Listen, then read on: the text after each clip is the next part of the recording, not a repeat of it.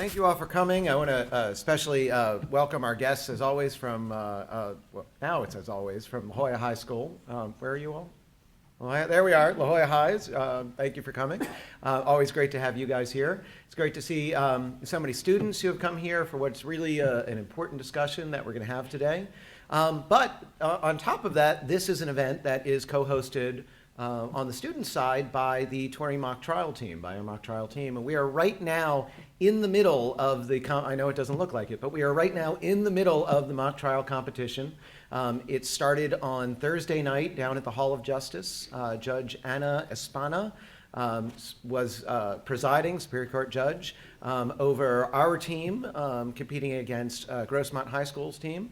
And I just want to acknowledge, in the midst of all of this chaos of trying to keep up with their academic work, their various sports commitments, and the fact that they're giving up their afternoons and evenings of this week and next week, and have been for the last few months, to represent Country Day at the mock trial competition. I would like the mock trial, those who were involved in mock trial, to just kind of stand up here and be recognized.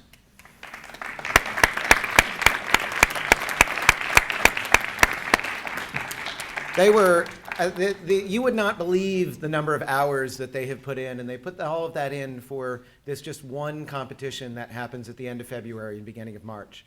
But you don't need me to tell you about the competition. I've asked Christina Ferrollo, who is one of our seniors and who is an attorney on the defense. She competed on Thursday night and was on that winning team that just had such an extraordinary victory on Thursday night. And she'll explain to you, for those of you who don't know what mock trial is, what it is and what our case is this year. Hello, like Mr. Shulman said, my name is Christina Ferrullo, and I'm a senior here at La Jolla Country Day. I've been doing mock trial for 2 years now, and what it is, it's open from freshmen to seniors, and we all have to try out to either be an attorney or a witness, and Mr. Shulman, along with our attorney coaches, choose who will perform which role. Our case this year is a drug-related case about a senior in high school who is accused of selling her Adderall prescription to someone with a heart condition and therefore murdering him, except I, on the defense, like to think that she did not do it. And so I am trying to prove that she is innocent. And as he said, we had our first trial last Thursday at the Hall of Justice, and we won, and we received a not guilty verdict from Ana Espana. And anything else? Yeah, and we're back again on Tuesday. Mm-hmm. We have 3 more rounds, so the defense will go 1 more time, and the prosecution will go twice. And so anyway, if you want to come out and see us compete, just let us know. We'd love to have you.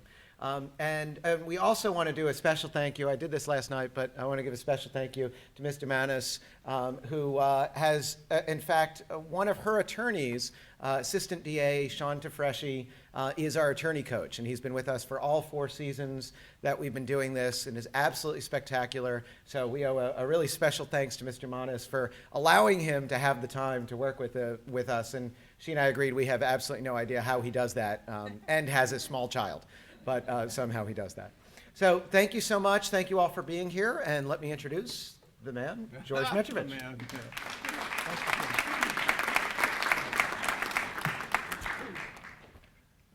Thank you all for coming. The governor of Vermont is Peter Shumlin. When he delivered his State of the State address recently, he devoted his entire speech to the problem of drug addiction. And he said that in the state of Vermont, in the year past, the rise in heroin addiction was 770%. The governor of Vermont believes, correctly, that this is a national crisis. The President of the United States has been silent on the issue. The leadership of the House of Representatives and the Senate have been silent on the issue. And most elected officials have been silent on the issue. This problem is not going away. And when it comes into your own family, your perspective changes. And when you discover that friends of yours are experiencing similar issues, your perspective changes. What I believe is that unless we face up to the issue, acknowledge the problem, it will do us in. And if you think that's an overdramatic statement, I don't think it is. The media likes to say that the drug addiction, heroin addiction problem is a rural American problem. As my friend Mary Alice Williams in New Jersey, who teaches at SUNY New York, says, no, it's not. It's an American issue. So, having the privilege, having breakfast with our wonderful district attorney, we discussed the issue of drugs, and this time together is a result of that. So as we know, the chief is not able to be with us, knowing the chief, loving the chief, thinking he's the best police chief in America. I know there's something serious going on, but we're really grateful to have Captain Vaughn of the city of La Mesa to step in and give us kind of a brief perspective from the standpoint of a police officer as to the problem. And then the district attorney will give us the broader perspective as a prosecutor. And then Scott Silverman, such a lovely man, will talk to us about what we can do to solve the problem. So welcome, please, from the La Mesa Police Department, Captain David Bond.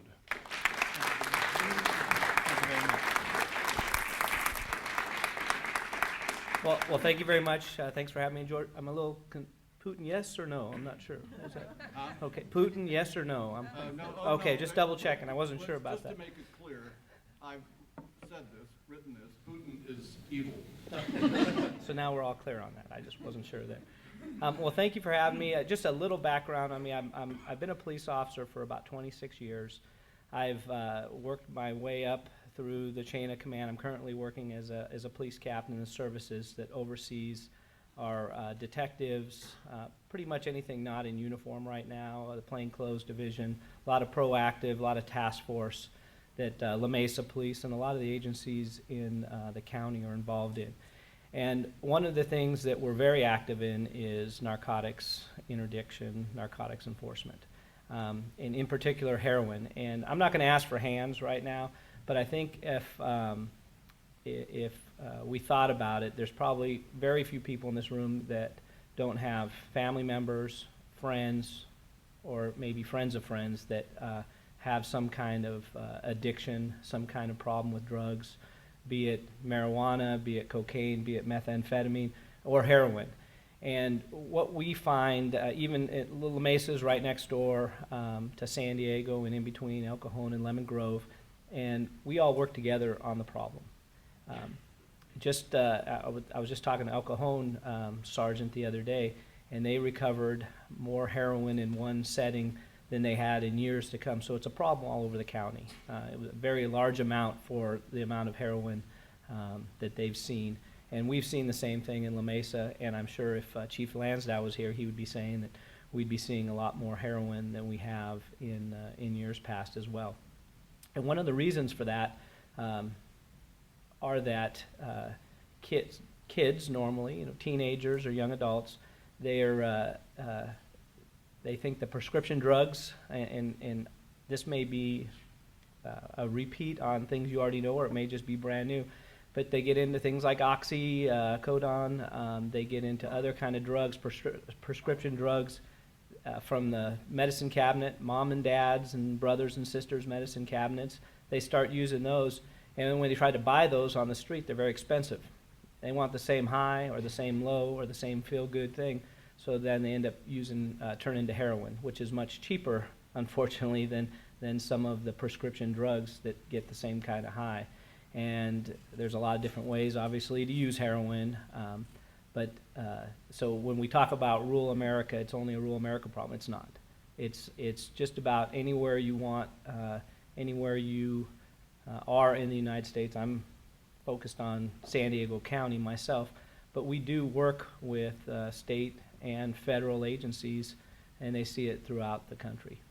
So that kind of in a nutshell, there with kind of the start of heroin, and we normally see it, law enforcement sees it with when you have that kind of addiction and it's driving you, you wake up in the morning wanting it until you get it, and then you're looking for your next fix. And when you start running out of money, what do? You find someone else's property to steal so you can sell it and get money for that. And that's where a lot of the crimes end up. Well, the theft crimes are people stealing to feed their addiction. And I know we're going to hear a little bit about what we can do on the non-law enforcement side on there, but I think law enforcement as a whole has seen that we can't arrest our way out of this drug addiction or drug epidemic.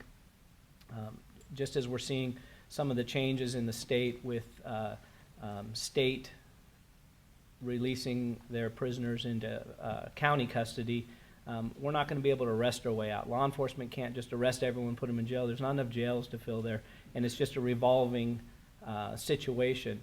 So we need to have rehabilitation. We need to basically get them out of the system so we can kind of, I always kind of think of like it's like a dryer. We're just spinning people off out of the system and getting back them into society where they're producing citizens again. They have a job, they have a family, and they're no longer in my sphere of involvement. When they walk down the street, they don't have to worry about law enforcement because they're not doing anything wrong again.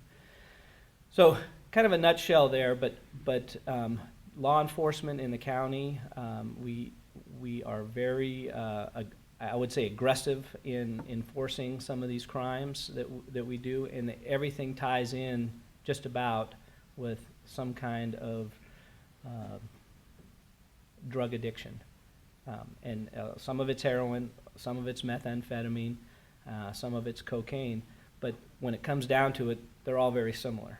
It's all an addiction that needs to get fed, and that criminal activity either comes on the heels of it or is actively participating in it.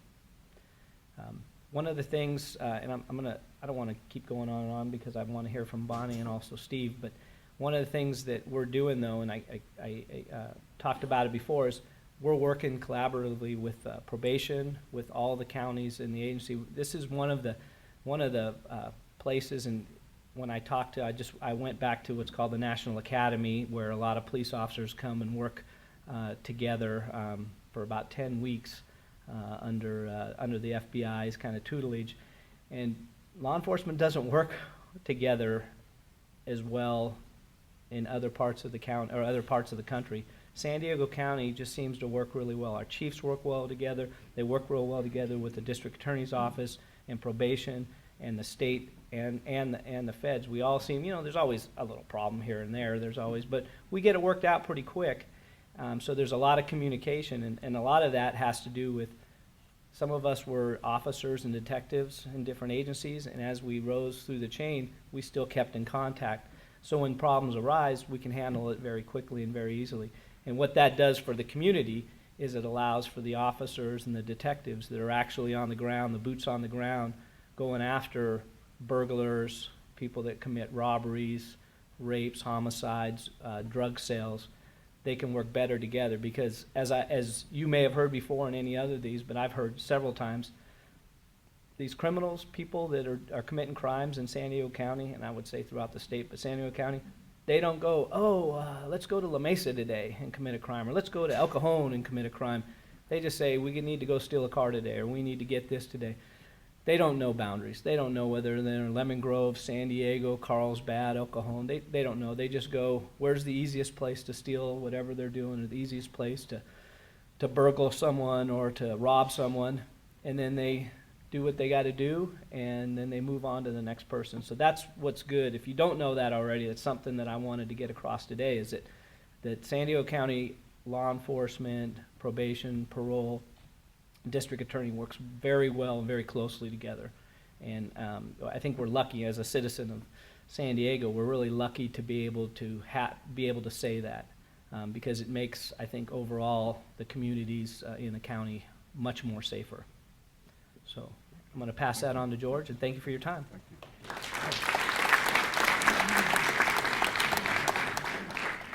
When I asked the district attorney at breakfast if she gives speeches about the drug problem, she said, I do.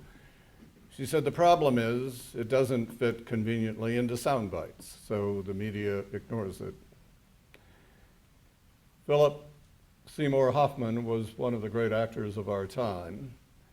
He wound up dead on a hotel floor with 3 heroin needles in his arm. No one seemed to know.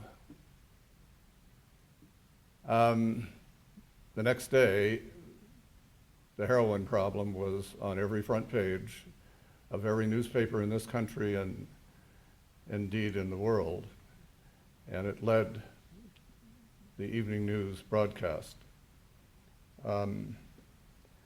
What happened to Mr. Hoffman was a tragedy for his family and his children and his many, many friends and admirers. But it was suddenly on the front page. And our district attorney is doing everything she can to see to it that we stay conscious about this issue. Welcome, please, a very great public servant, Bonnie Dumanis.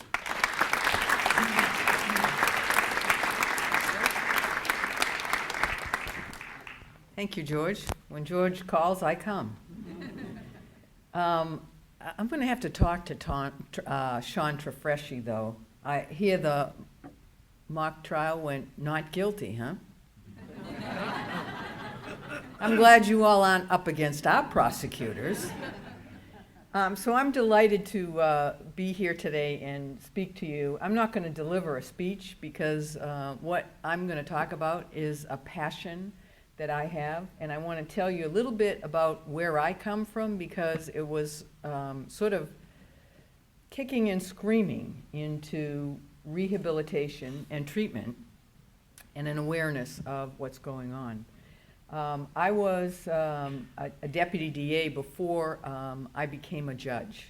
And so from the perspective of being a deputy DA, our training was get the bad guys, put them away for as long as you can. And bad guys meant whether you used drugs or whether you sold drugs, and whether you committed crimes and not the cause of why you committed crimes.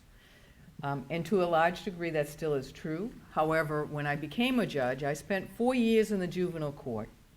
2 of those years were handling child abuse and neglect cases, and then 2 were handling juvenile court criminal cases, which are called delinquency. So anyone under the age of 18 who commits a crime comes before the court. And during that period of time, I got to see really how drugs permeate everything that comes through our system. So for those kids that are abused or neglected, drugs were usually right there. And for those kids who committed the crimes, drugs were usually right there. And then I became a Superior Court judge, and there was a movement that began for the drug court. And they sent us to Judges College, believe it or not, judges go to college, to train about different issues. And this whole class was about a 3-week class just on drug and alcohol abuse.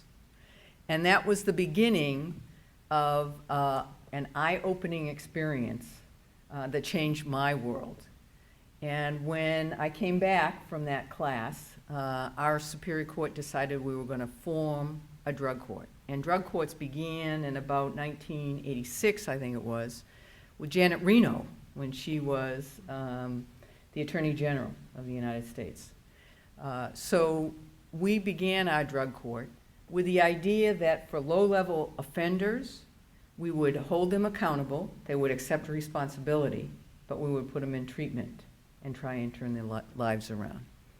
And that was such a great experience for me to learn about what it does to families, what it does to kids. And by the way, I'm glad to see all the kids here today. And I hope that we'll have a dialogue with the kids as well. So, because it's important to hear some of the issues that you face. But, so in the drug court, we saved hundreds of babies that would have been born addicted, and hundreds of lives of families that were split up, that came together.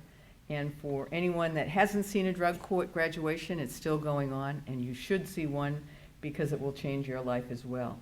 In San Diego, in 1996 is when we started it. We were one of the models because we involved law enforcement. And we had them at the table, and guess who was the chief of police at that time? Jerry Sanders. And he was a big proponent of community-oriented policing. So we began the process then of looking at treating drugs in a different way. So when I became a judge and went back to the juvenile court, we also started a juvenile drug court. And guess what we found? It's harder to deal with the kids than it is with the adults. And you know why? Because they're invincible. And no matter how much, even we had people that had been through all the lows that one sees, the kids never thought it was going to happen to them. But we still changed lives, but it was a lot more difficult. And so now as the district attorney, I get to make sure that we support those programs because we see the results in the criminal justice system. And so we participate in the drug court, the veterans court, the mental health court, the homeless court, all of which have in one way or another a connection to drug use and abuse. And it is a powerful thing that keeps our office in business because about 1/3 of the cases that we handle are drug-related. And by that I mean using drugs, selling drugs, or the drugs being the cause of committing a crime to support the drugs. And oftentimes that's what happens. But I do want you to understand that as, are you a captain? Captain. I hate to disrespect a captain. So as the captain said, in San Diego County, we all do work together really well. And we have a sheriff, a chief of police, a probation officer, all the chiefs of police who actually get it now, that you can't arrest people and not do anything with them if they're just possessing drugs or drug addicts, that we need the help of the community and we all have to work together on this. And I learned early on that if you lock somebody up that has a drug addiction and that's really what's motivating them in the criminal behavior, it does help lower crimes, but you know what it does? It keeps them out. Anyone here been on a diet before? Okay, so this is a way I can explain it so everybody understands. Whenever I'm on a diet, my thing used to be, it's not so much anymore, but it was mud pie. So when I go on a diet, the whole time I'm on a diet, I'm really good, but guess what I'm thinking about the whole time? The mud pie I'm going to have when I get off the diet. So if you lock somebody up, whether it's in local jail or state prison, guess what they're thinking about the whole time they're locked up, if they don't get it, by the way, while they're in prison, is that whatever it is, their drug of choice is when they get out the door. So we've learned a lot about trying to take them before they get that drug of choice and work with them through transitional programs that will do wraparound services to bring them into treatment before it gets too late. But as has been pointed out, heroin is one of those drugs that is insidious for a lot of reasons. One of which is it's a high that is so powerful that it keeps you coming back. And it's not as violent as methamphetamine, and so people tend to stick with it more. And in my whole career doing drug court and as a prosecutor, it's the #1 drug that I've only seen 2 people go through the program and really stay clean and sober. Because it ruins the brain and the sensory perception that you have for euphoria and, you know, having joy, and it ruins that for the rest of your life. But the epidemic that we're seeing, I think, is directly related to prescription drugs. And we have in San Diego County, and all law enforcement participates, a prescription drug task force. And the sheriff is a big proponent of this, as well as our federal partners. We're in the sheriff's substations, and we do once a year, we have drug awareness, prescription drug awareness. You can take your prescriptions, because I don't know about all the parents here, but I would be willing to guess. How many of you have had a toothache or a tooth problem where you get Vicodin, or you get or I had surgery on my foot, they gave me Oxycontin. You don't use very much, but what do you do with it when it's done? It's in your medicine cabinet. And if it's in your medicine cabinet, it's right there for your kids. And even if it's not there for your kids, it's for their friends. And so one of the things that kids do is get together with parties, put all these prescription drugs in a little basket, and they share them without respect to what the indications are. So there's a lot of different ways we have to look at this, but it's been my passion because I think we do, as George said, need to talk about it. And one of the programs that we did, I thought that was really so good, was called Crystal Meth, when we did a program that dealt with that. And many of the TV stations, as well as local media, participated in that, where we spent several hours in programming, where we had people that were methamphetamine addicts who talked about it. We had a hotline. We had people standing by to refer people to treatment. And so that's how, as a community, I think we can get together and work on things. But for the kids, the important part is being able to talk about it and talk about people that you see using drugs. How many of the kids are on Facebook? Are you off Facebook now? What are you using? Twitter, okay. Anybody Instagram? Snapchat? Okay.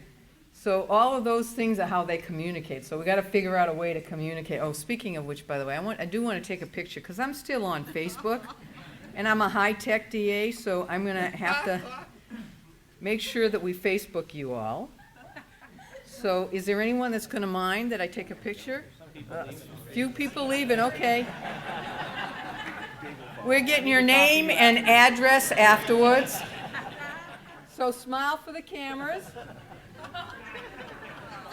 There we go. I hope we chat more later so that we can have a conversation. Thank you.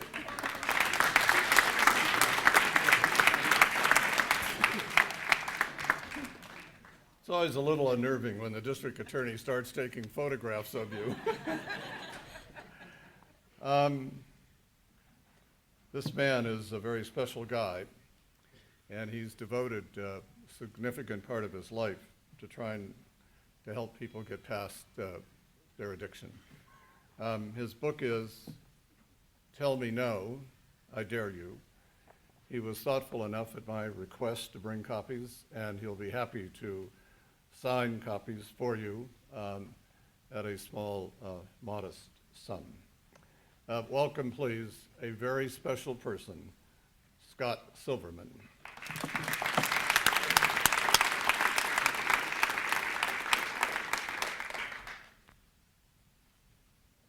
Well, good morning, everyone. It's nice to be here. My name is Scott. I'm a recovering alcoholic and drug addict. I like to get that up front, so if you're going to judge me, at least you've got a label you can work with.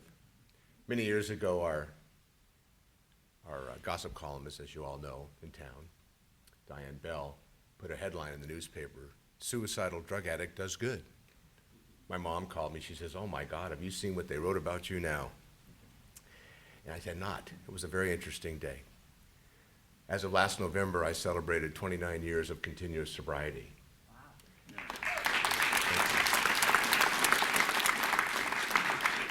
I share that because I'm about to unveil some statistics that will probably unnerve some of you, annoy others, and hopefully bring to light the severity of what's going on. But I talk about the celebration of sobriety because there are things that work, there are people who get it, and there are people that know how to help others do it. And I like to think I'm one of them, along with the DA and along with David, because we've worked with people who have these issues and we have them everywhere. I, unlike the captain, would like to see a show of hands. How many of you sitting here today know someone right now who has an addictive problem? A problem with either alcohol, keep your hands up just for a second, I want to just see. Substance abuse, illegal narcotics, prescription medications, hang on, food addiction, gambling problems, probably 85, 90% of the room. And the rest of you either didn't understand the question, or you know it's a disease of denial and you just don't want to put your hand up. That's how severe it can be. Right now in our country, about 10% of the population, a little over 33 million people, have an addictive problem, an active addictive problem. Of the 33 million, only 10% will seek help this year. That's less than 3.3 million. But what's even more scary for me is when you hear that kind of data. According to the Columbia University, who's been studying this problem for decades and every 2 years updates their study, they claim that the 33 million people who have an issue, whether it's gambling, food, sex, prescription medication, illegal narcotics, alcohol, impact another 130 million people in our country, their families, their coworkers, their colleagues, their fellow students. That's half our country. That's half our country. So, it's a big issue, and I can talk about the problem for hours, but today I want to talk about the solutions. But before I do, acknowledge the fact that my kids went to La Jolla High, and I went to Francis Parker, and we played football, La Jolla Country Day. It was their third string JV, and unfortunately I got kicked out for fighting, but it was my first time on the campus, and it was a great experience many, many years ago. And I really appreciate George and the City Club and La Jolla Country Day for putting something like this together, because this is what it's going to take. It's going to take all of us looking each other in the eye going, you know what, this is an issue. We don't have to stop our world to fix it, but at the end of the day, it's treatable, it's preventable. Every hour of every day, 15 people die from this disease. And I like to think of it as disease, and I believe it is a disease. 15 people an hour. That's 370 per day for those of you who are math majors. Think about that for a second. Imagine a full commercial airline full of passengers and crew. It's 370 people plus. If that was going on in the airline industry, do you think our country would allow that to take place? But for some reason, each day goes by and another 15 people per hour die of this disease. Every 19 minutes, somebody dies from prescription medication. Every 19 minutes. The prescription medication written by a licensed physician. It's an epidemic. And when you take a look at stressors in our community and stressors in our country today, I'm watching some of the young people and I'm thinking, you know, I heard some of you are in 10th grade, 11th, maybe some are seniors. There is no way on a Saturday morning in my day would I be sitting in a place listening to a bunch of old people talk to me about drug problems. I mean, my drug counselor when I was at Crawford High School, his name was Mr. Foote, we were told. And he used an underground name for 2 years because he didn't want people to know who he was. So it's come to the forefront. You know that concept about this is your brain on drugs? Didn't work. The DARE program, unfortunately, doesn't work. It's going to take each and every one of us looking inside ourselves, talking to family members, and finding support. So with all the data, we know there's an issue. So here's what I like to think works. It's experiential. There's evidence and there's science around it. But a 28-day program right now in our country, which insurance companies have slowed down, if not completely ceased funding, and you can go privately if you have the resources, and the majority of the folks who have the needs don't, like the folks that come through drug court, the folks that are coming out of our jail system, folks who are coming from disenfranchised families, folks coming out of the juvenile justice system, they don't have the resources to go into private rehab. 28-day stay, according to science, you leave there, you do nothing else. 95% of you, or those folks who go through it, will relapse. 95%. So treatment in its traditional modality by itself doesn't work. You don't have to be a scientist. What works is the idea of getting help, getting support, and having support around you for long periods of time. The science shows that if you go through some sort of mechanism to get off what it is that's mood altering and causing you a problem, and you have support, and you can stay with some sort of support, structured program, whatever it might be defined as for you, because I don't believe one size fits all, you can reduce recidivism or relapse by 50%.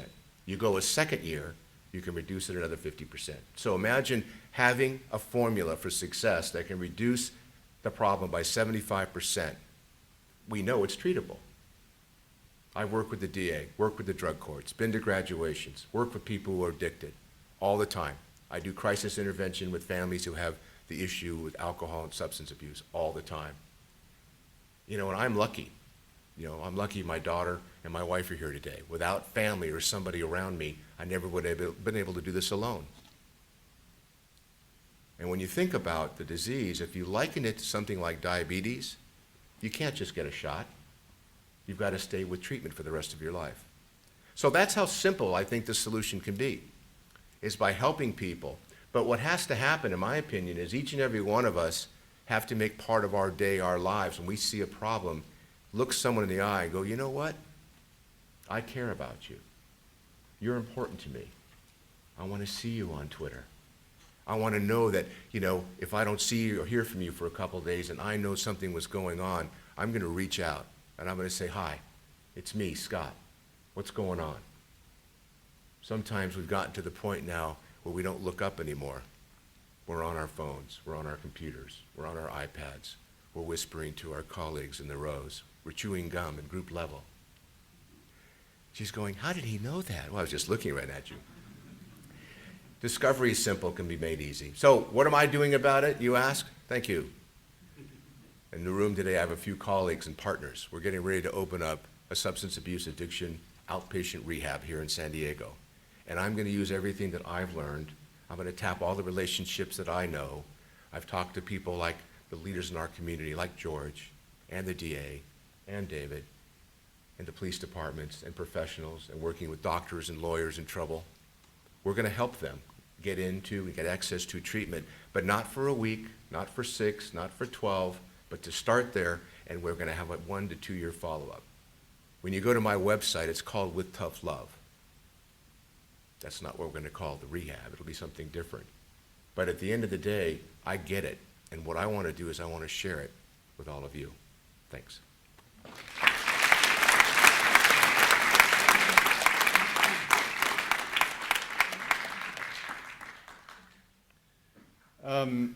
Thank you, Scott. Thank you, Madam District Attorney, and thank you, Captain Bond. I'm going to ask a couple of questions, and then we're going to come to you so that you can ask a question. And the first question that I would like to ask of the captain, of the district attorney, and of Scott is this.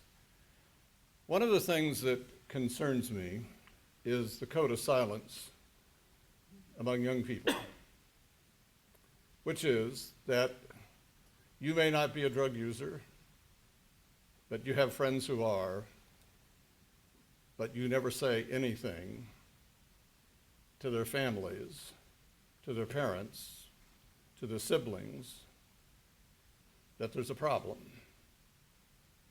And sometimes families find out that there was a problem when someone winds up dead with heroin needles in their arm in a seedy motel room somewhere, as happened to the young woman in Wisconsin. So, Captain, I would like you to share with us what your thoughts are. How do we affect young people in such a way that they understand that the code of silence is immoral, in my view? Is this working? That code of silence is, I think, everywhere. I don't think it just starts with young kids. I think it's throughout any of your friends. You don't want, and there's a couple reasons for that, and you probably can say it just as well as I can, but I don't want to judge my friend. I don't want to be the, well, back in my day, narc, but I want to be the snitch. I don't want to tell on my buddy, my friend, my girlfriend, my best friend. I don't want to be that person that gets them in trouble. And I think that's not just indicative of young kids. I think it's till we get to where we're not the future anymore. I think it goes all the way through our lifetime. And one of the things we look at, not only in the department, when we talk about, and I'll be very frank, our peer support, and this goes all the way to suicide and suicide prevention. And like Scott said, I care about you. What's going on? And have the courage. And that's really what it comes down to, is courage to have that ability to say, there's something wrong, and I want to help. I want to be part of this the solution. And it, also, I think it goes, if we're talking about young kids, it goes with the parents. Be that parent and sorry kids, but be that parent that asks questions, that doesn't rationalize your children's, and I'm a parent also, that doesn't rationalize your children's activities. If it seems weird, and you probably heard that maybe in my generation, if it looks like a duck, it quacks like a duck, it walks like, it's probably a duck. And if your kid, it's not all just, no offense again to the younger group, but it's not all hormones. It could be drugs. It could be something else. But if you don't ask, you're never going to find out. If you don't talk to them directly, and from the law enforcement standpoint, there's this thing called the Fourth Amendment of the Constitution, that the police cannot come in and illegally search. They have to have reasons, warrants, or exceptions. Parents don't have to follow the Fourth Amendment. They can go in and search anytime. They can look anywhere. They can do anything. Unfortunately, until you move out of the house, because you know everything, kids, the parents can do just about whatever. They can search and dig, and we find from law enforcement side that the parents that generally are doing that, firm, fair, and consistent, they find out earlier than the people that aren't doing that are rationalizing away. So back to the moral side, is it really takes to look at your friend and say, I think there's a problem. Are you using drugs? And then start having that, open up that dialogue and that conversation.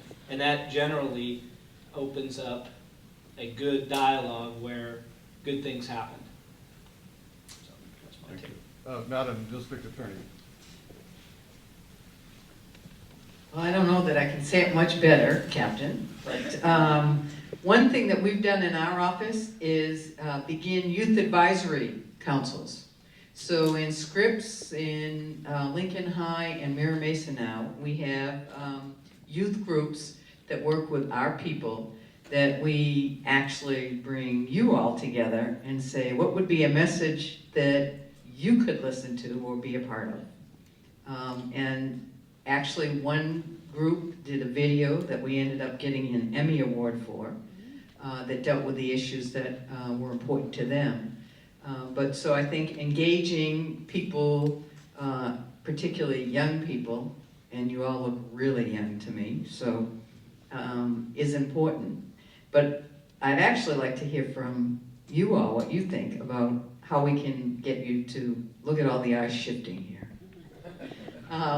To get you involved. But I do have to say, as the captain said, the parents are the first line of defense. And so not just sort of forgetting about the Fourth Amendment, which parents don't need, but just looking for telltale signs of things. And if you have a good relationship with your children, having the conversation about friends, because it's not about being a narc or telling on people or being a snitch. It's about helping your friend or someone that's in trouble.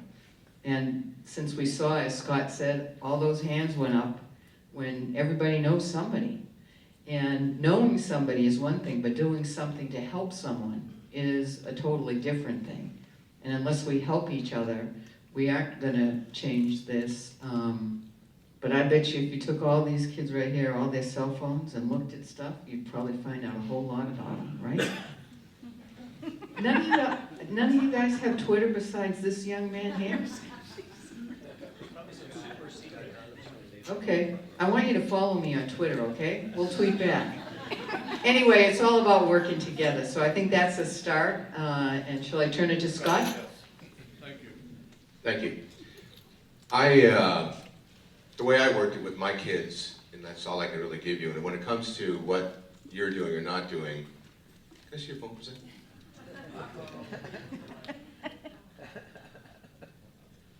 Oh, you gotta put a code in here.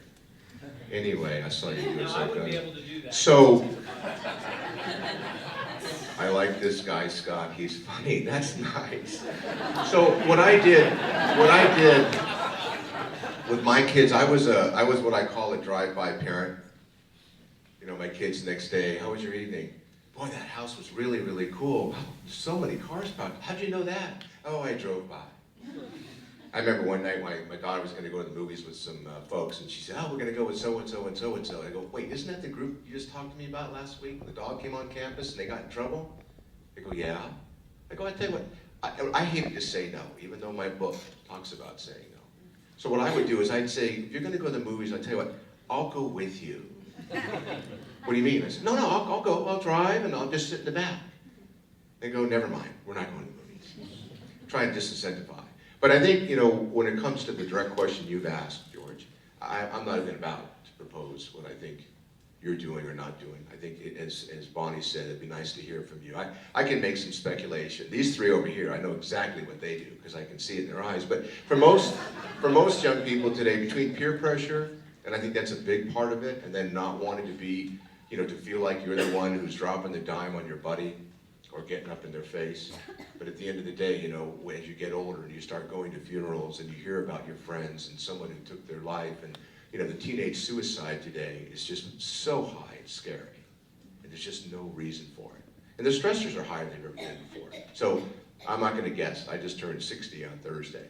So with our age gap, what I would do is I'd ask you, you know, to answer the question directly when the time is right. I won't put the microphone in your face, even though I could, and I feel like doing it. And I'd like to start with this guy, because I know he's got some real wisdom, but I'll wait till after on a one-on-one basis here, or defer to our facilitator. Thank you. Well, let's have a dialogue. Who would like to make a comment or raise a question first? Mr. Kruger in the back. I'd like to ask the DA first and then the others if they're interested about what is the biggest, to you with all your experience, the biggest hurdle that keeps you from supporting the legalization of some or all drugs? George just whispered in my ear, repeat the question. So what's the biggest hurdle for law enforcement or our office in not supporting legalization of drugs? Is that? Yeah, not supporting the legalization of some or all. I mean, maybe you might, and I'm interested specifically in you because you've obviously given it so much thought. Well, 5 years in the juvenile court is the basic reason that I believe it shouldn't be legalized. Particularly with what I saw was the primary thing that we saw in juvenile court was alcohol, but marijuana. And it started with marijuana, but it never ended with marijuana. And I was in the juvenile court for 4 years, then I went to the adult drug court. And guess who I saw in the adult drug court? The juveniles that had been through my courtroom. So I don't think the answer is making it available to everybody, especially if we don't have treatment on a demand. So I don't see anything good about treating it, and I don't think it's a good idea, opening it up. And I certainly don't think it's a good idea when we tell banks that they can get involved in transactions with marijuana and that sort of thing. I just don't think it can end up in a good place in any way, because not everybody will get addicted, and I think we all know that. But for those that do get addicted, it doesn't take much to get them addicted. And having grown up through the various ages when marijuana was something that wasn't very potent, and although they still had the munchies. Scott, shall I tell that story about the munchies? And Colorado has legalized marijuana, right? And Scott was telling me last night, and I guess he sent me a link, but I haven't seen it yet, that because it's legal, they have these shops that are set up where people can, smoke, buy everything. Well, it turns out the Girl Scouts with their cookies have set up by these places. And what is it, 3 to 1 they're selling? 3 to 1 they're selling their product. Now that's funny, but it's really sad too. What message are we sending to our kids that it's a good thing to make money off of people using drugs? I just can't go there. Can I just follow up? Do you have a follow-up question? Yeah, and that is, no, legalization with full treatment, full counseling on demand. Taking the billions of dollars that we put in enforcement and using it from the time kids are in elementary school for the most aggressive anti-drug education and absolute treatment on demand. Shifting now like the I whole think that's paradigm. pie in the sky thinking, and it'll never happen. Next question. Yes, Margaret. You indicated out of all of your drug court experience that you only had 2 heroin people that you got off the drugs. So, sorry to be a naysayer, but we're spending a lot of money on this, and it doesn't seem to me that we're getting much for our money. I agree we shouldn't throw them all in jail, but what percentage of these addicted people actually stay clean? And I suppose it's different for each drug. Mrs. Turney's question to the district attorney is, you referenced the fact that only 2 persons had come out of this program and stayed clean. So does that speak to the failure of the system, or is there something else here that we should know? Well, I don't think we have the correlation. I mean, actually for alcohol, there's a lot, we can actually tie that. The county's done many studies about how much money it costs us for those that are abusing alcohol within our system. And drugs are the same thing within our emergency rooms, within, the criminal justice system, within our schools. It has an impact altogether. But I think, for every 1 person that we save a lot of money too.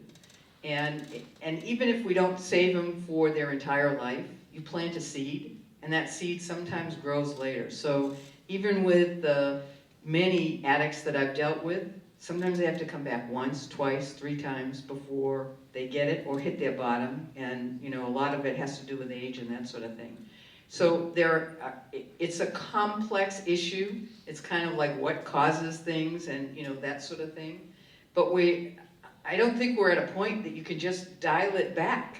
I think we have to do a lot of things, and one of which, in my view, if I was going to be queen for a day, I'd put all the money in schools, preschools, as well as through college.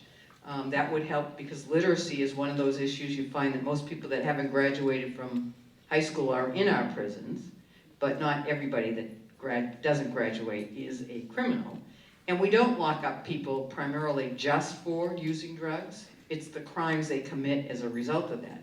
And so even if it's legal, they have to pay for the drug.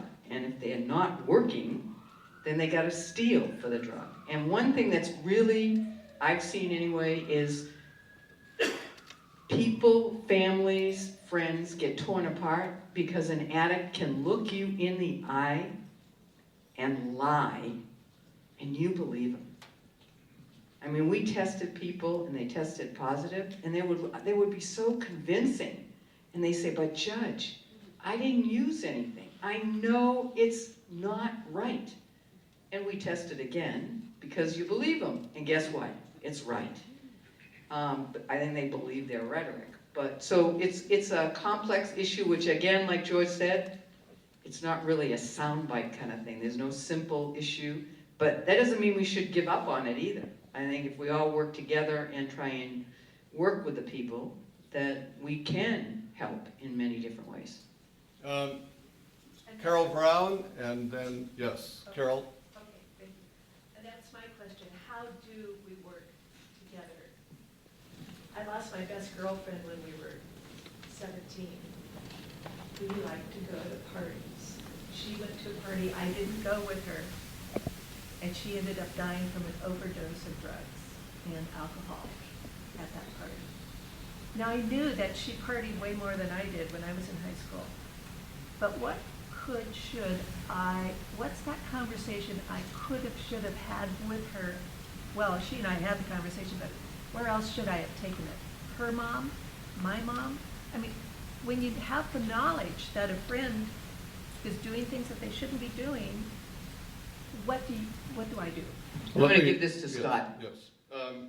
The question that Ms. Roberts raised is, she lost a friend at 17, went to a party, died of an overdose. Ms. Roberts was not at the party. So she wants to know, how can we see that things like this don't happen with people that we know and people we love? You know, the one question I probably get more from people about this disease is they go, how do you know, to your point, if someone's telling the truth? And my answer is, if their lips are moving, they're lying. If their lips are moving, they're lying. So to address a specific question, I would have gone to that party with her, and not knowing all the circumstances, and just been there. And as it evolved, just pull her aside. And then the next day, because if you were there, maybe something different would have happened, and I don't know. I'm not God, that job is taken. The next day, because you're talking to somebody when they're in the middle, I'm sure some of you have tried, your friends all lit up, and you're going, hey man, where are you? You can't talk to people when they're under the influence at that level. But the next day, because you were a witness, to say, look, I care about you. And I don't know how I could go to another party like that and watch you do what you're doing, because I don't want to lose a friend. But if it got to that point where it was episodic and they overdosed because they took too much of something or mixed it together, by the way, that's what's going on today more than ever before, is people are taking prescription medication they maybe got from a family member or got it illegally, they're mixing it with street drugs and they're drinking. And those two things will collapse the lungs and the heart immediately, if not fry the brain or impair them. And when they go to get back in their car, they're causing not only themselves harm, others as well. So the prevention side of it's really tough. And I'd like to speak to the legalization piece, because it's fascinating. Since last night when I shared about what's going on in Colorado, what I saw, through social media, the Girl Scouts took the hint. And now in San Francisco, they've moved away from grocery stores in front of the medical marijuana clinics, and they're selling their cookies because they're selling them much faster. So one of the tools we have today is we can take information from social media, we can spread it out, and we can talk about solutions. It's not as popular, and of course the media doesn't pick up something like, hey, there's a cure, there's a solution, there's treatment, there's advocacy. We talk about the other side of it. And we haven't spent much time on it today, but most people who have a substance abuse problem also have mental health issues associated with it. And that impacts the family as well. And those things are all treatable as well, but if we don't treat them, and sometimes people are doing too much. And today, for heroin, for example, a little bag of heroin is $10. You can get it for $10. In New York City, a pill of Oxycontin is $80. That's why one of the reasons we're seeing heroin on the rise, because it's so much cheaper. And as the district attorney said, heroin's very addictive and it does things to the brain. But there are drugs out there today, a new one that we're going to be working with. It's called Vivitrol. It's a blocker. It's actually a blocker. It takes the craving away for a month. Imagine you had a friend that could take a shot, and for 30 days you could spend the time rallying around them to help them out. Because most die-hard junkies, there's no communicating with them. Lying and cheating and manipulating are the best assets an addict has. Because if I can lie and I can cheat and I can manipulate you, I can keep doing what I'm doing. Yes, we promised your question. Tell us your name, please. My name's Denise. Denise. Thank you, Denise. You won't hear a lot of people say this, but I am the mom of a heroin addict. He's been in recovery for 9 years, but I have a lot of experience. And I like when there's young people around just to say this about what we were just talking about. My son almost died 4 times, and his friends all knew what he was doing. And finally, I had them all to my house, like 15 of them, and said, okay, would you rather him be mad at you or dead? And he would not be clean right now if one of those kids did not come to me when he was really in a bad way, and I got him into treatment. Of course, it took about 4 treatments and a whole process. But what my question is, could you please explain to these people what the Good Samaritan law is, if it's available in California? Because I think that's very important. Denise has shared with us the fact that her own son has been a drug addict and nearly died on 4 occasions Heroin. of heroin. And there is a Good Samaritan law. And it was only through finally one of his friends admitting that they knew that he had a problem that they were able to get him into recovery programs. And she would like the district attorney to address the Good Samaritan law. I'm not sure how the Good Samaritan law would apply to, Well, no, it's kind of like a sequence into it doesn't apply to a friend, but so they know that they can help somebody without getting in trouble themselves. Because that was one of the things, these guys not only did not want everybody to be mad at, my son to be mad at him, but they also didn't want to take him to the hospital when they saw something happening because they were afraid they would get in trouble.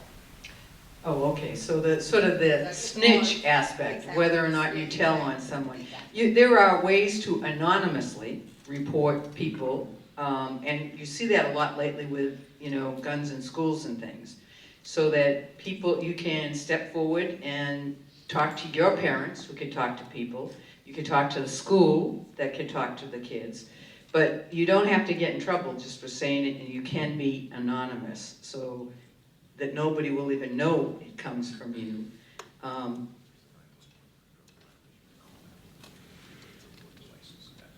911 for drivers where you can report anonymously.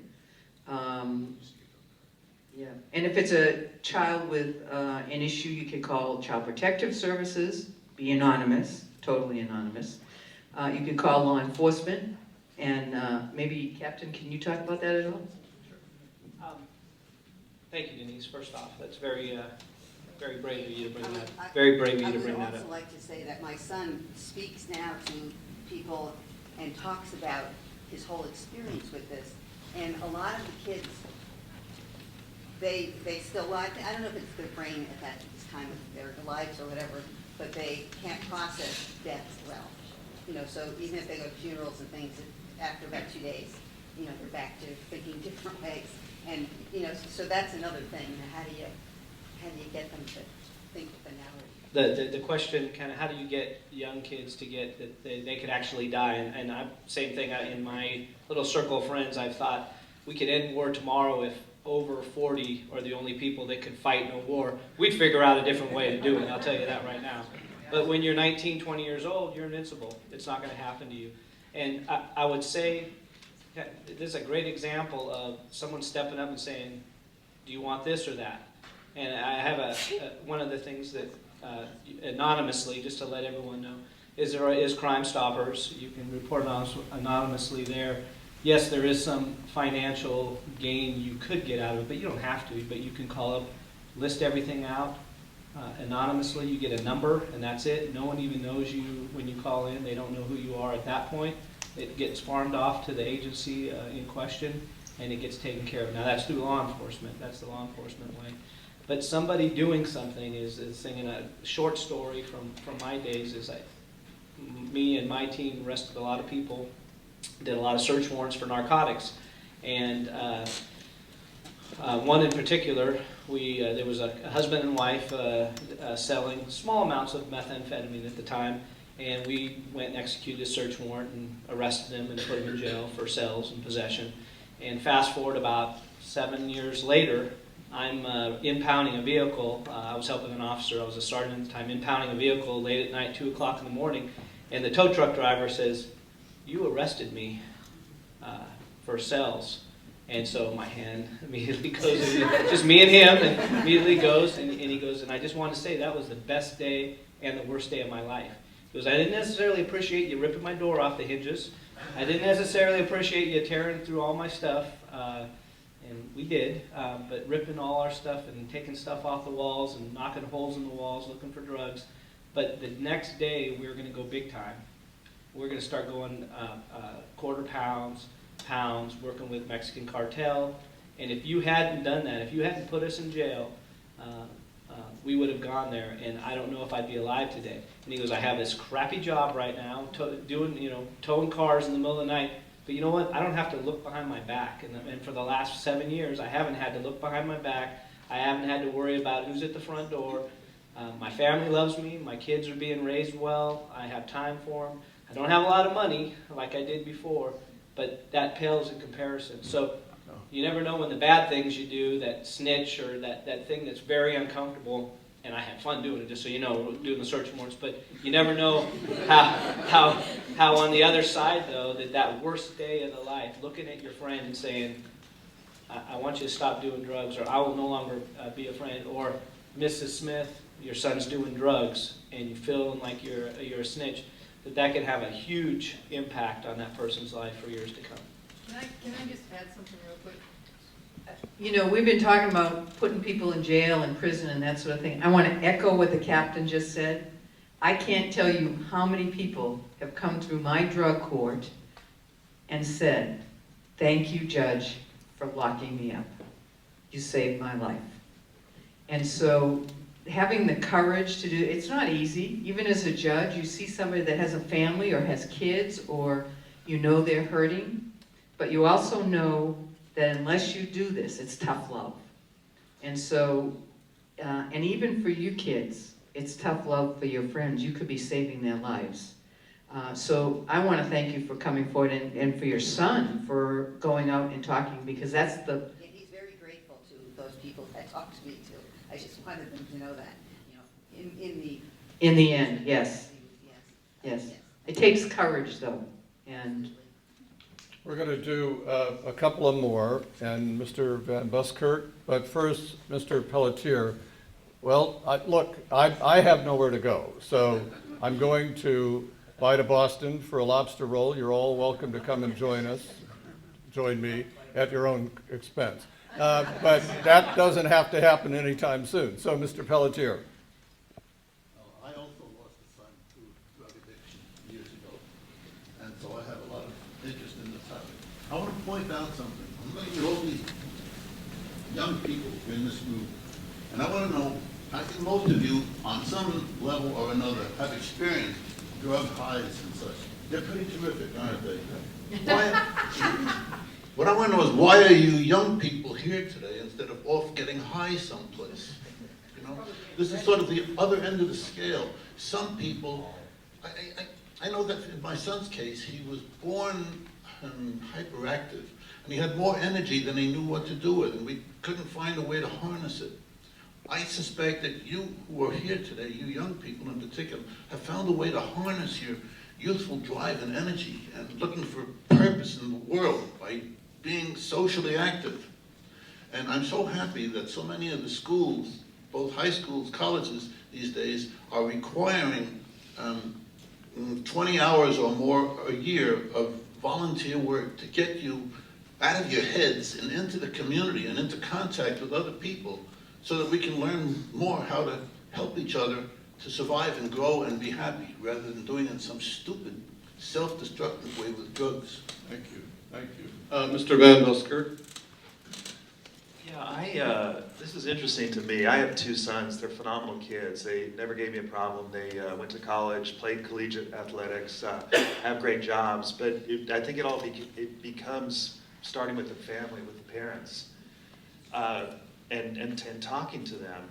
And that's what we did from, essentially they understood when we were talking to them from a very early age. So we didn't have these issues, and it kind of blows me away that it's as big a problem as it is. My head hasn't been in the sand. I know it's out there. I have friends who don't have the fortunate side of it that I had. But I think if you cut off the supply, two things. If you cut off the supply, and it's so hard to do it when you cut it off, from what I read, from the cartels and so forth. But if you can cut it off at the family level, if you can take the drugs out of the medicine cabinet. I didn't have this problem, but I hear this a lot. And I know in San Diego you have days where it's give up your guns, and people come in and turn in their guns. If we had a day in San Diego where it was give up your medicine, and everybody in San Diego emptied their medicine cabinet and turned them in, and you were given 2 tickets to the movie theaters, and you sat down with your kids and you said, hey, I turned them in, and now we have 2 tickets to the movie theaters. So let's go, or you take your friend and talk to your friend. But cutting off this, and this is emotional to me, and I don't like, because I never had the problem, but I just see, young kids, and we have such a great country. Why does this happen? So I think if it starts with the family, with the parents sitting down with your kids and turning this, turning in the drugs that is the first line of supply, we can start there. So I think that's a big piece of my thought. Thank you. You had a question?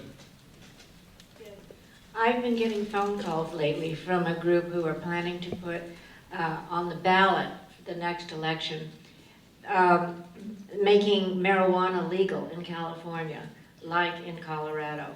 And they wanted my support.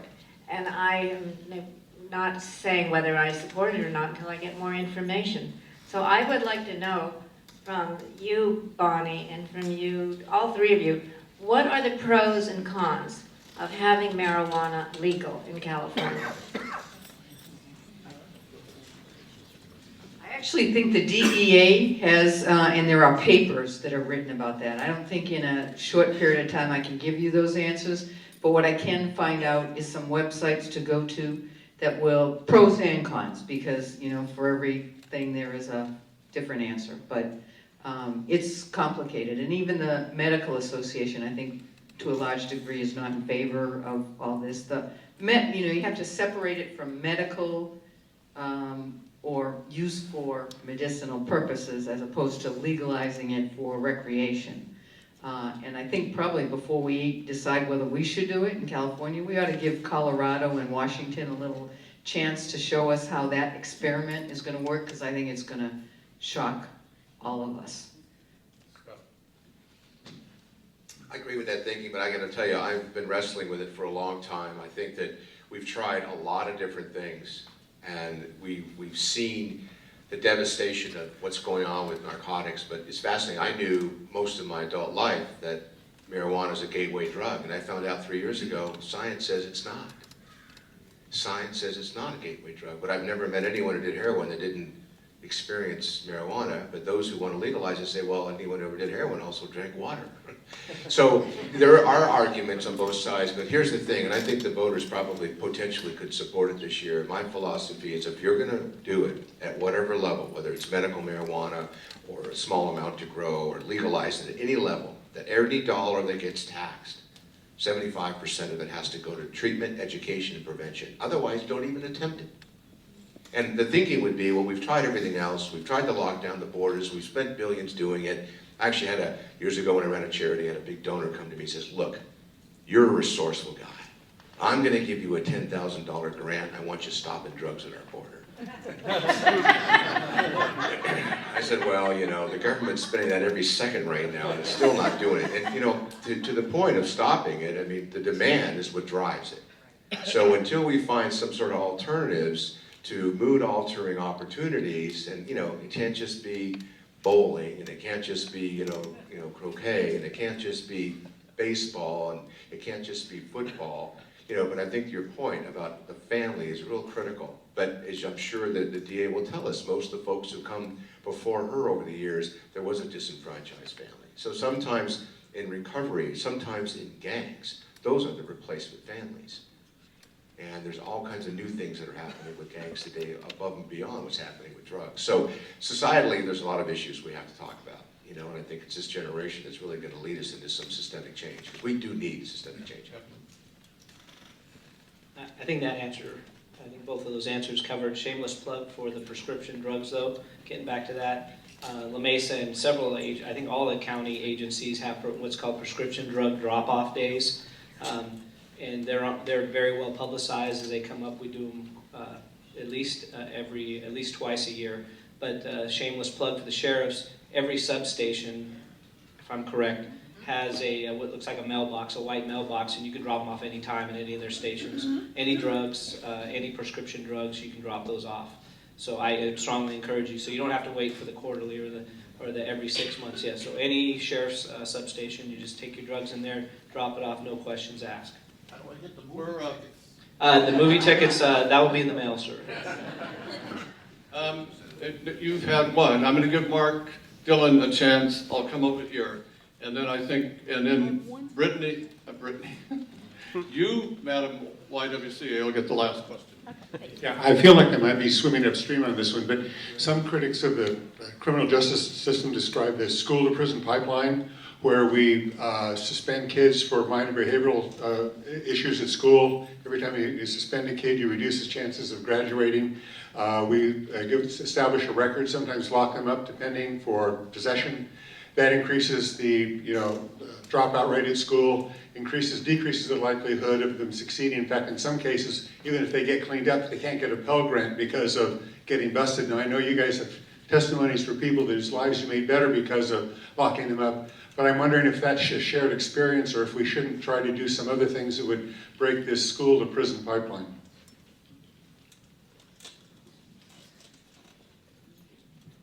You know, I talked to the sheriff a couple of days ago, and he told me he looked to see how many people were actually in his local jail that were there for possession. Out of 5,000 plus prisoners, there's 180. We don't generally lock people up that have an addiction problem. And we're working, I think, on the, pipeline, as you say it. But, I want you to keep in mind that 8% of the population commits all the crime. So we're talking about a small percentage of people that are doing most of all of this. So we do have to work with schools, though, to look at what they're suspending people for. And I know I've talked to Richard Barrera, who was he was the school board president, and that's an issue for them too. And I think they're examining that aspect as to, do we suspend kids or discipline them too soon for certain things? And I think it's a conversation we need to have. I just want to point out, though, that you kids, does anybody have anything to that they want to add? You get extra credit for it.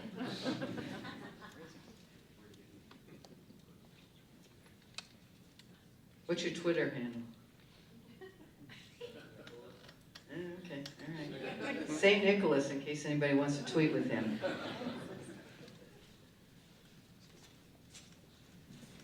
I'd just like to know if what your views are on the prescriptions that are written for kids even at a younger age for attention deficit disorder, whether they ought to be and are considered gateway drugs, and if we aren't sending our kids really mixed messages. It's okay to take this, you can pay attention in math, but don't.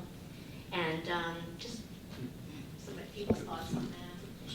Scott, you want to answer?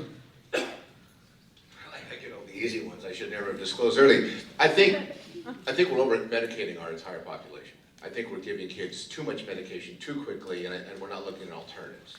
I think, look, we've been talking about taking gluten out of our diet for weeks now. Months, in some cases years for others. And I just found out the other day only 1.8 million people actually really are sensitive to gluten. But it's become a new trend. So how do we take that kind of popularity for something like that that's good for our overall health, and we start to take the conversation about medication and prescription medications to make it part of our overall health? I think if we can get it away from the addiction, the incarceration, the alternative, the prosecution, the court, and the criminal side, and make it part of overall, mindfulness, overall wellness, overall health, maybe we can make it a dinner table topic with the family so we can start to look at alternatives. I don't want to put any of the other people on the spot, but does it send a mixed message? Is it fair to ask that or just think about it? She wants to say something. Go ahead. What? No. Did you want to say something? I'm okay, thank you. She had a question. I don't want to put it. It's really You did, though. not Good job. I really appreciate it. Go ahead. Hi, everyone. It's all right. All right. It's okay. It's very comfortable. This one? Wait, I don't know. If you don't speak up, your voice won't be heard. What's the question? What was the question? Not you specifically, in general. If you think it's a mixed message for young people, with the prescriptions that are written for attention deficit disorder, but I don't want you to be put on the spot, so hand the microphone back and I'll just There are mixed messages because people are overdiagnosed with ADHD.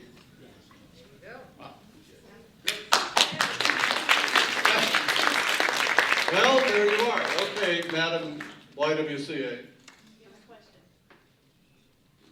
All right, I'm going to direct this at you, Scott, but anybody can chime in. So for those of us dealing with people who are addicted to legal substances, prescription drugs and alcohol, and they're not our children.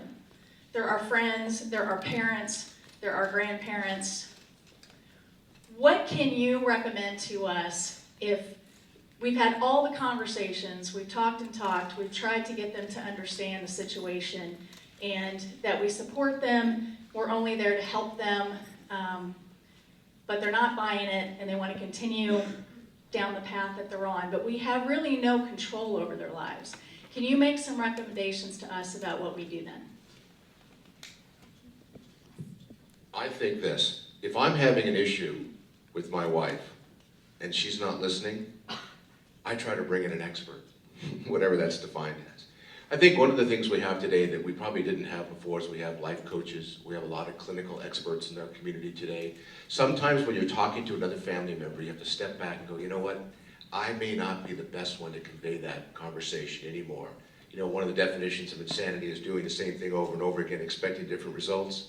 So if you're the one talking to your kid and you're not getting a reaction, or you're talking to a mother or a sibling or a significant other, look outside of yourself. You can go online, you can find out, you call me, my business card's out there. I'll talk with them. I'll come over to your home if you want, and I'll kick their ass.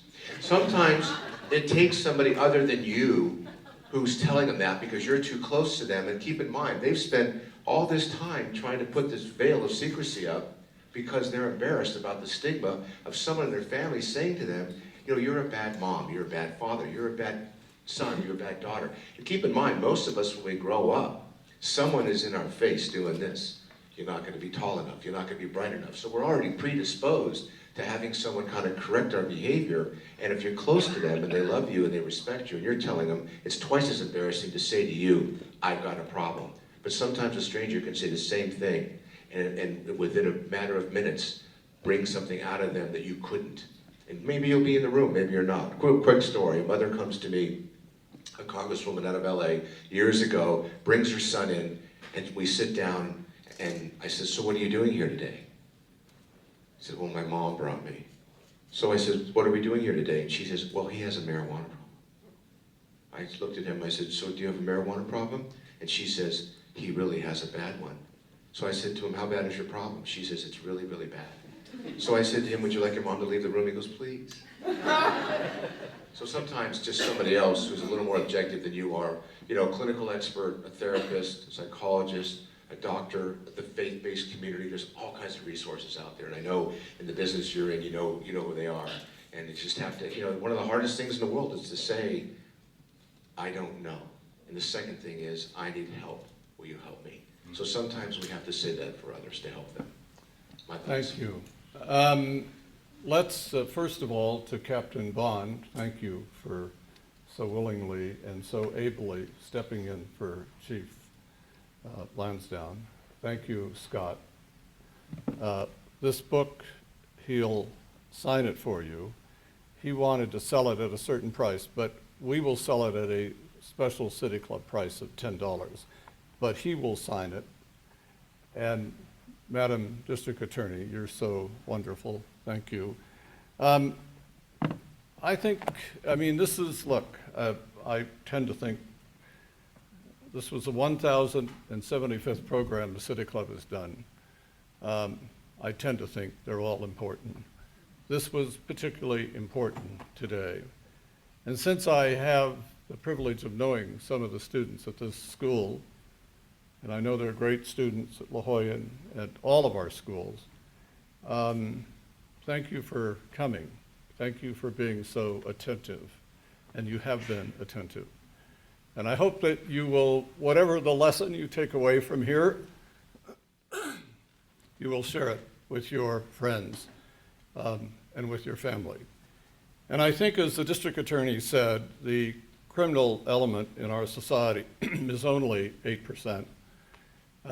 Isn't it interesting that we seem to be overwhelmed by the 8% and forgetting the 92% who are trying to do the best they possibly can in their lives? I want to end by quoting Archibald MacLeish, who was a professor at Harvard, a playwright. He won the Pulitzer Prize for his play, J.B. He was also the Librarian of Congress, a close friend to President Roosevelt. And there was a dinner in New York to honor Leonard Hand, who I think of as maybe the greatest jurist in the history of American jurisprudence. And on the train down from Boston, Archibald MacLeish wrote a poem, which he shared that night with a huge, huge throng of New Yorkers at the Waldorf Astoria. And I want to close with this. The words are, "We are neither weak nor few, as long as one person does what one can do. As long as one person and the sun alone stands between the silence and the stone and honors humanity in their flesh, their bone, we are not too weak, nor yet too few." We are not too few. Enjoy your weekend, and thank you for coming.